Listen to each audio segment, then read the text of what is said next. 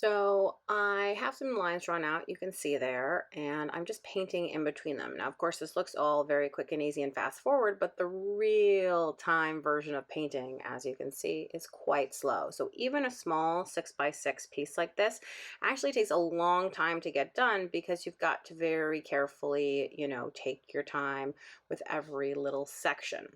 That said, once the painting was sort of completed into my basic lines, I then took the time to add extras. You'd notice the heat gun coming in, and that's because it's important for things to be dry so that you don't contaminate the underlayers with whatever you're putting on top. And you'll notice that I wrap the design around to the sides of the wooden canvas as well, or the cradled board, whatever you want to call it.